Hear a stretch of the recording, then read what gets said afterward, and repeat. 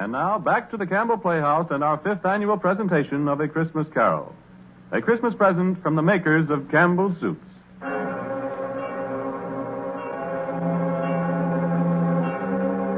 On the stroke of 1, Scrooge awakened suddenly and sat him bolt upright in his own bed. You remembered the words of Marley's ghost and wondered from which direction the second specter would appear. At that moment, nothing between a baby and a rhinoceros would have astonished him very much. Now, being prepared for almost anything, he was not by any means prepared for nothing. And consequently, when no shape appeared, he was taken with a violent fit of trembling. 5 minutes, 10 minutes, a quarter of an hour went by, yet nothing came. Then, as he sat in his bed, he became aware gradually of a great blaze of ruddy light that seemed to shine upon him from the adjoining room. He got up softly and shuffled in his slippers to the door. It was his own sitting room. No doubt about that. But it had undergone a surprising transformation. The walls and ceiling were so hung with living green that it looked a perfect grove. From every part of which bright, gleaming berries glistened, and such a mighty blaze went roaring up the chimney as had never been known in Scrooge's time, or for many and many a winter season gone.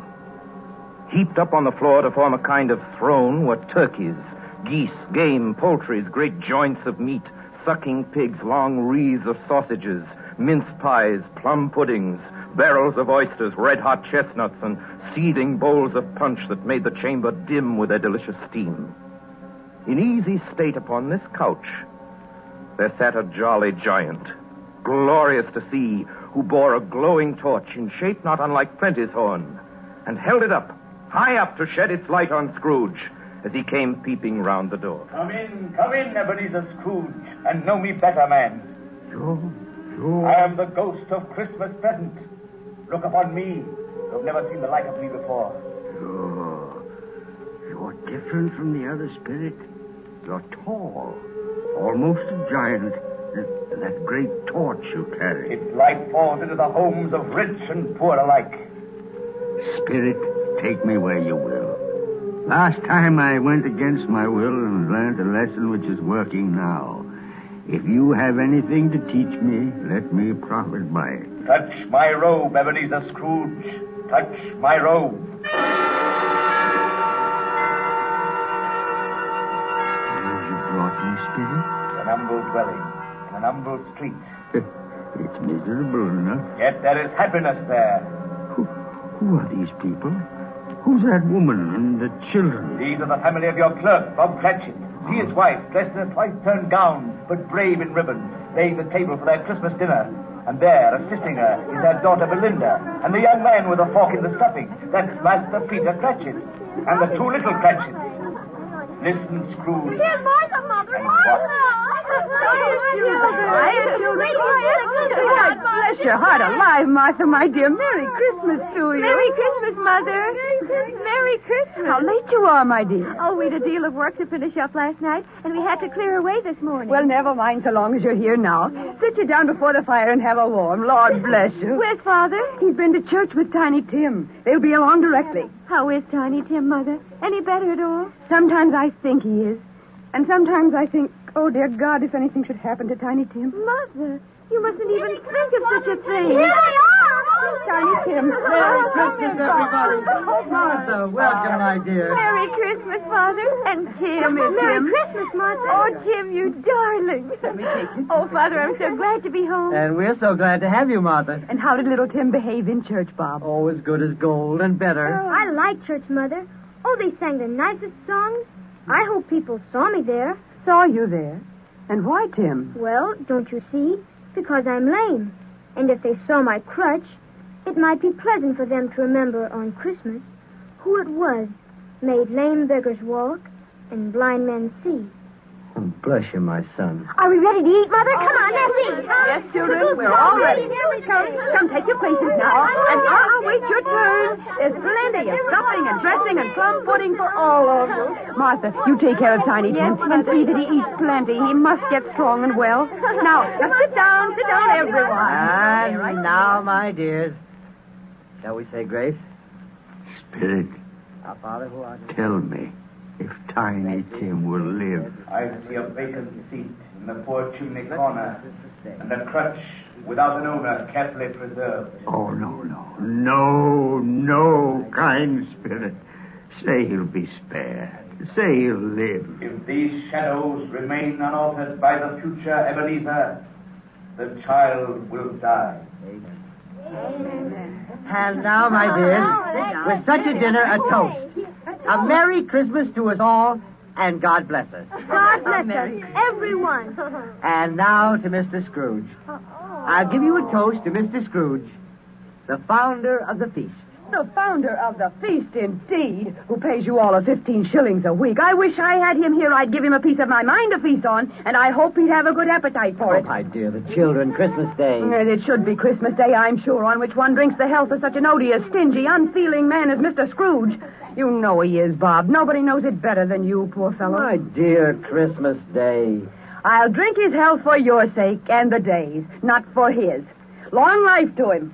A Merry Christmas and a Happy New Year. He'll be very merry and very happy, I have no doubt. And I say God bless him too, Mother, and everyone. God bless you, dear.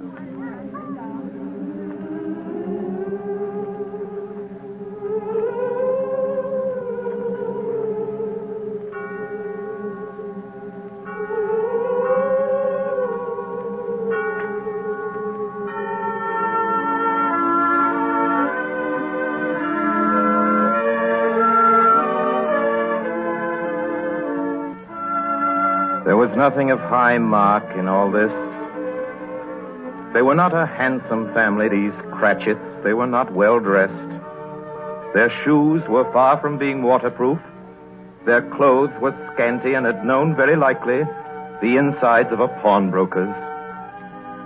But they were happy, grateful, pleased with one another, and contented with the time. And when at last they faded, Scrooge had his eye upon them, and especially on Tiny Tim, until the last. Many calls Scrooge made that night with a ghost of Christmas present. Down among the miners they went who labor in the bowels of the earth, and out to sea among the sailors at their watch, dark, ghostly figures in their several stations. Much they saw, and far they went, and many places they visited, but always with a happy end. The spirits stood beside sick beds, and they were cheerful. On foreign lands, and they were close at home. By poverty, and it was rich. In almshouse, hospital, and jail, where vain man in his little brief authority had not made fast the door and barred the spirit out, the spirit left his blessing. It was a long night, if it was only a night. And it was strange, too, that while Scrooge remained unaltered in his outward form, the ghost grew older. Clearly older. My life upon this globe is very brief, Ebenezer. It ends tonight. Tonight? Tonight at midnight. Hark. The hour has come. Oh, no, not yet. Not yet. There are still more things I wish to learn. These you will learn from still another spirit. Still another spirit, Ebenezer. Scrooge looked about him for the ghost that had vanished, and he found himself once more in his bed in his dressing gown and his nightcap on his head. He'd heard the clock strike, and then he remembered the prediction of old Jacob Marley. And lifting up his eyes, beheld the third spirit.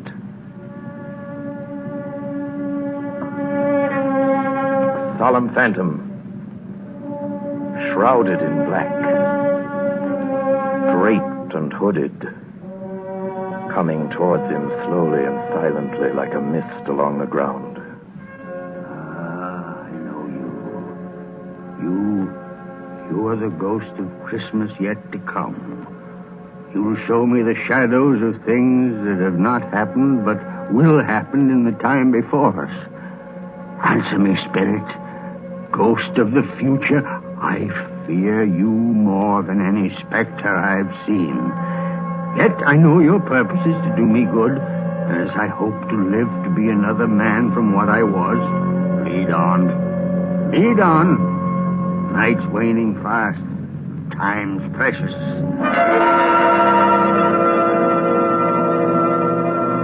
Spirit, why have you brought me here again? Here to Bob Cratchit's home?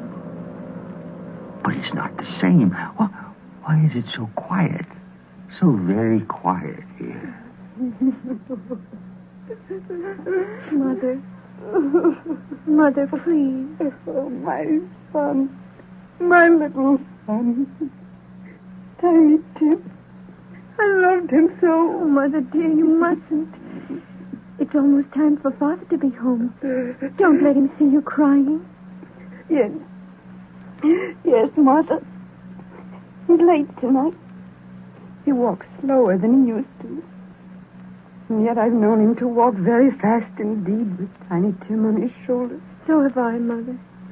But he was light to carry. And his father loved him so that it was no trouble. No trouble at all. Bob. Good evening, my dear. You're late, Bob. Yes, I'm sorry, my dear. I went to the churchyard today. I wish you could have gone with me. It would have done your heart good to see how sweet and green a place it is. But you'll see it often, I promised him. Yes, I promised Tiny Tim we'd walk there on a Sunday. Father, dear. It's God's will, Bob. I'm trying to understand it, my dear. My son, my little son, Tiny Tim. And I loved him so. Oh, that's cruel. Cruel. Spirit, can't you give me one ray of hope that I may change all that Tiny Tim may live?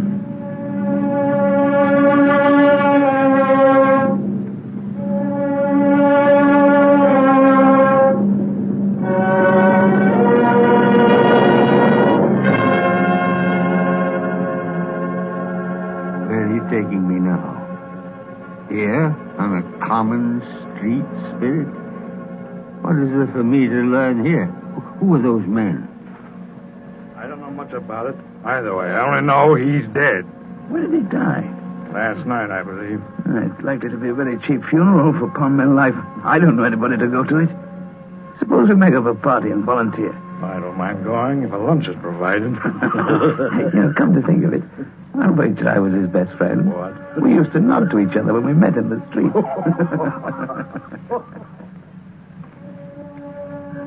Spirit, tell me, who is this man that died? Is there no one to mourn the poor creature? No one to follow him to the grave? Perhaps they'll give him a green grave at least, like poor Tiny Tim. Perhaps... Spirit, where are we now? Merciful heaven, a churchyard.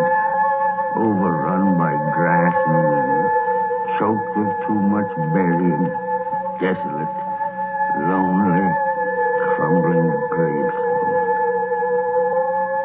Spirit, before I draw nearer to that gravestone, answer me one question. Are these shadows of things that will be, or are they shadows of things that may be only? Huh? Will you not speak to me, Spirit? What is that grave to which you point?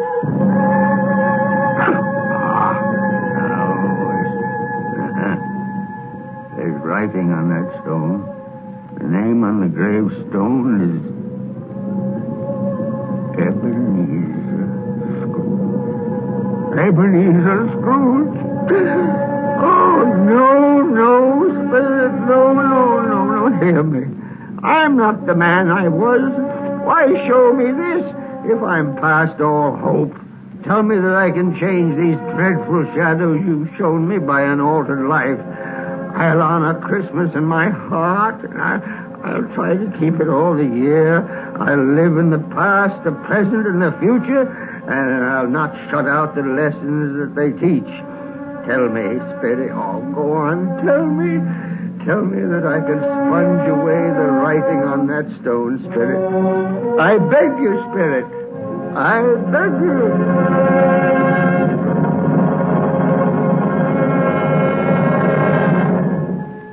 Spirit, I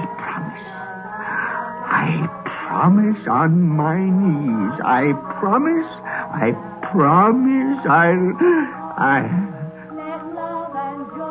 Boy, what's this? It's my own bed, boy. Oh, I'm home. In my own bed. In my own room. And the sun. The sun's shining. It's clear. It's bright. No fog. What a beautiful day. Oh, glorious. The boy. Oh, boy. Yes, sir? What's today? What's that, sir? Well, what day is it, my fine fella? Today? Why, it's Christmas Day. Ha-ha! Christmas Day! Then I haven't missed it. The spirits have done it all in one night. All in one night. Heaven be praised. How's that, sir? Listen, my lad. You know where the poulterer is in the next street? I should say I do. Intelligent boy. A remarkable boy. Tell me, do you know if they sold the prize turkey that was hanging in the window? The one as big as me? What a delightful boy. It's a pleasure to talk to you. Yes, my buck? It's hanging there now, sir. That's wonderful. Go around, will you? And tell him to send it to Bob Cratchit and his family on Broad Street. And mind you, they're not to know who paid for it. Go along. Hurry, my lad. Here, wait a minute. Here's $0.50 for your trouble. Yes, sir. Yes, sir. And a Merry Christmas, sir. And a Merry Christmas to you, my boy. Oh, I don't know what to do. I'm as light as a feather, as happy as an angel. I'm as merry as a schoolboy. Merry Christmas! A Merry Christmas to everybody. A Happy New Year to all the world.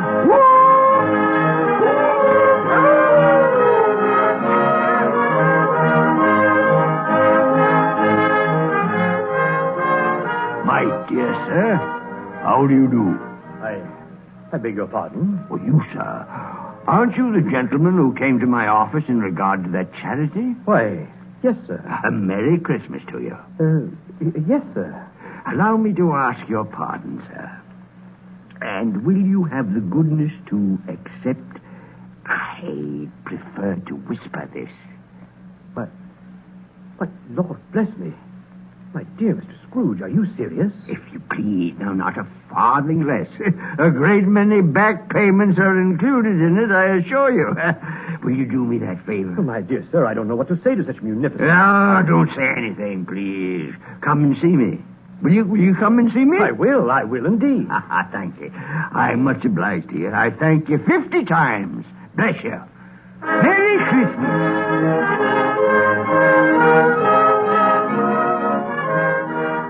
Next morning, Scrooge was early at his office. He went early for a reason. If he could only be there first and catch Bob Cratchit coming late. That was the thing he'd set his heart upon. And he did it. Yes, he did. The clock struck 9. No Bob. 1:15, no Bob. Scrooge sat with his door wide open that he might see him come in. At last he came. His hat was off before he opened the door. His comforter, too. He's on his stool in a jiffy, driving away with his pen as if he were trying to overtake 9 o'clock. 15 and 21, 6 and carry the 1 and 24 and carry the 2, 31 and 8 and 9. Hello, you, Cratchit. Yes, sir. Step this way, Cratchit, if you please. Cratchit, what do you mean by coming in at this time of day? Well, I'm very sorry, sir. I am behind my time. You are. Yes. I think you are. Oh, it's only once a year, Mr. Scrooge. It shall not be repeated. I was making rather merry yesterday, sir. I'll tell you what, my friend. I'll not stand this sort of thing any longer. And therefore, Bob Cratchit, I'm about to raise your salary. Mr. Scrooge, are you quite yourself, sir? No, thank heaven, I'm not quite myself. Merry Christmas, Bob. Merry Christmas, my good fellow. A merrier Christmas than I've given you in many a year. I shall raise your salary, and we'll see what we can do for Tiny Tim and the rest of your family. Huh? We'll discuss it this very afternoon over a Christmas bowl of smoking bishop. Bob, make a fire. Make it up and buy another coal scuttle before you dot another I, Bob Cratchit.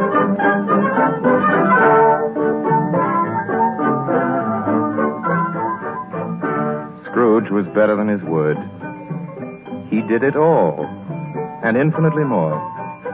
To Tiny Tim, who did not die, he was a second father.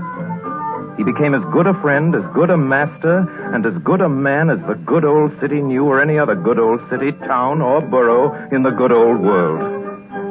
Some people laughed to see the alteration in him, but he let them laugh, and little heeded them. His own heart laughed. That was quite enough for him. He had no further intercourse with spirits, but lived upon the total abstinence principle ever afterwards, and it was always said of him that he knew how to keep Christmas well if any man alive possessed the knowledge. May that be truly said of us, of all of us. And so, as Tiny Tim observed, God bless us, everyone. Joy to the world, the Lord is come. Let earth receive her King. Let every heart prepare his room. And heaven take a ring, and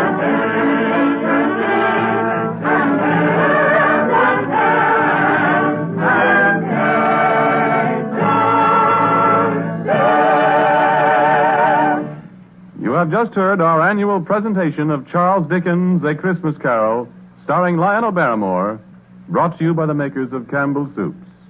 And now here is Orson Welles. Ladies and gentlemen, at this point in the program, it's my custom, as you know, to present you with a few words of introduction, our guest of the evening. With your consent, I shall dispense with this tonight. To introduce tonight's guest to the Campbell Playhouse audience, or to any American audience, is an extravagant and superfluous procedure. For if ever an actor has won for himself a lasting place in the hearts of his fellow countrymen through years of unsparing and inspiring service, that actor is Lionel Barrymore. Mr. Lionel Barrymore. Oh, thank you, Orson Welles. Good evening, ladies and gentlemen.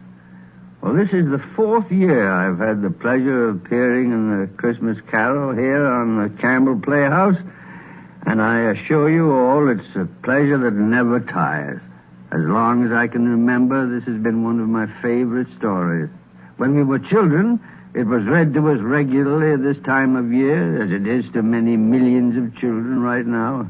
And like many of them, I'm sure, the three of us, Ethel, Jack, and I, with the aid of a sheet and some old ironware, made a play of it. As I remember, we had 3 Scrooges in that production. Who played Tiny Tim? I think we had 3 Tiny Tims, too. But seriously, I can think of no part that I've enjoyed playing again and again as much as I have the part of that squeezing, wrenching, grasping, scraping, clutching, covetous old sinner, Ebenezer Scrooge. And I can think of no happier or more suitable choice for the makers of Campbell Soups to offer the people of America as their Christmas present each year than Charles Dickens' well-beloved story, A Christmas Carol. Good night, Orson. Good night, everybody. And a Merry, Merry Christmas to you all. Good night to you, Mr. Barrymore. Thank you, sir, and a Merry Christmas to you. Ladies and gentlemen, next Sunday night, we're happy to announce our version of a great and truly American story by a great American novelist, Come and Get It, by Edna Ferber. Against a background of the mighty forests of Miss Ferber's own Wisconsin, it tells a stirring tale of the men and women who live and die in the woods in order that lumber may come down the rivers every spring into the cities of the modern world. Like so many of Miss Ferber's epic romances of American life, it was made from a best-selling novel into a highly successful motion picture. Now we bring it to you on the air. The story of a man and his son and the girl they both loved, Lotta. Lotta, played for us by one of the loveliest and most accomplished of Hollywood's younger dramatic actresses, Miss Frances D. And so until next week, until Come and Get It, my sponsors, the makers of Campbell Soups, and all of us in the Campbell Playhouse remain as always obediently yours. But just one moment, please, Benny. Excuse me, ladies and gentlemen, it's the night before Christmas. And all through the Campbell Playhouse, not a creature is stirring that doesn't join Lionel Barrymore in wishing you a Merry, Merry Christmas.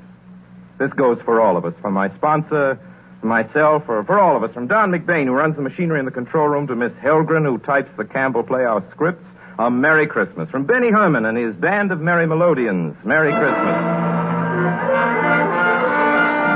From Max Tears, canary-throated chorister. A very Merry Christmas. And from Harry Essman and Cliff Thorson and his crew of sound effect technicians. A Merry Christmas. And from Orson Welles and his considerable aggregation of dramatic talent, who include, among others, Mr. Everett Sloane, Mr. Frank Reddick, Mr. Erskine Sanford, Mr. George Coulouris, Mr. Ray Collins, Miss Georgia Backus, Miss B. Benederet, and many, many others, a Merry Christmas. How about it, everybody? A Merry Christmas. That's right. And now, as Tiny Tim says, God bless us, everyone.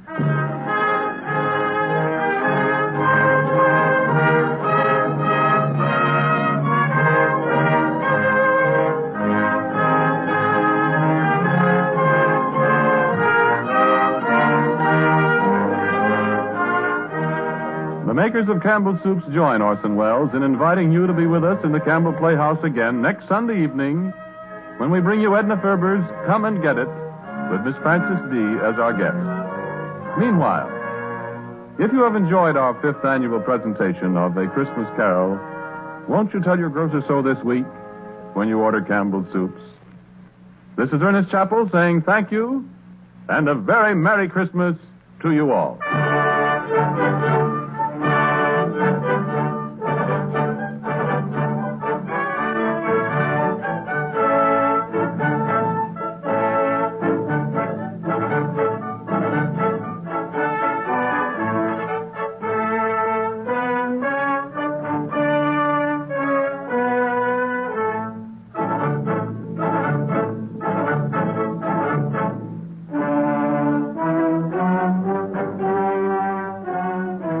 Columbia Broadcasting System. This is WBBM Chicago.